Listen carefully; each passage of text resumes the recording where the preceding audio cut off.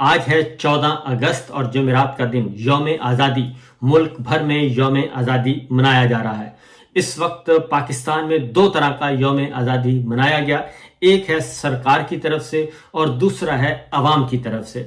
عوام کی طرف سے جو یوم آزادی منایا گیا اس نے حکمرانوں کے، ناجائز حکمرانوں کے، ناجائز رجیم کے ہوش اڑا دیے ہیں۔ جو ملک بھر سے اطلاعات موصول ہوئیں، جو ویڈیوز دیکھیں، جو آڈیوز سنی گئیں اور جو تصاویر ہم نے دیکھیں، ملک بھر سے، شہر شہر، گاؤں گاؤں سے، گلی گلی، بازار سے جو تصاویر آ رہی ہیں، جو نعرے، جو جلسے، جو جلوس، جو ریلیاں، جو جوش و خروش پایا جا رہا ہے، اس نے حکمرانوں کے ہوش واقعتاً اڑا دیے ہیں۔ کیونکہ حکمرانوں کا خیال تھا کہ ہم نے 3.5 سال میں پاکستان تحریک انصاف، بلکہ یوں کہنا چاہیے کہ پاکستان کے عوام کو اتنا دبایا ہے، اتنا ظلم کیا ہے کہ اب یہ اٹھ نہیں سکیں گے اور یہ ہمارے سامنے کھڑے نہیں ہو سکیں گے۔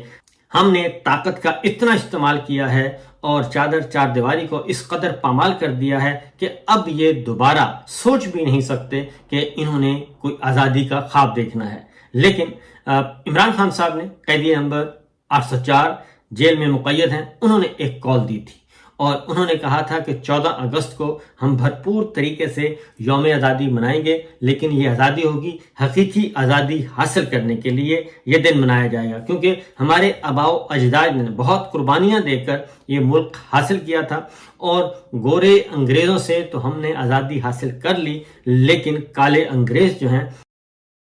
وہ ہمیں آزادی دینے کے لیے تیار نہیں ہیں۔ اور بات بالکل ان کی 100% درست ہوئی، اور ہوا یہ کہ کل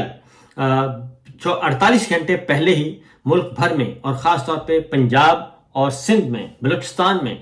چھاپے مارنے شروع کر دیے، پولیس نے ریڈ کرنے شروع کر دیے، اور جہاں بھی انہیں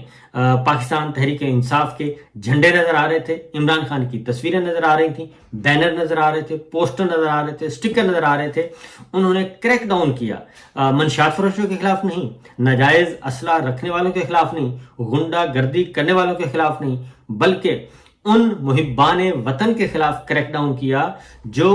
آئین کے تحت ایک سیاسی جماعت کو پسند کرتے ہیں، ایک سیاسی جماعت کے ساتھ منسلک ہیں اور ایک سیاسی رہنما کو اپنا لیڈر مانتے ہیں جس کا نام عمران خان ہے۔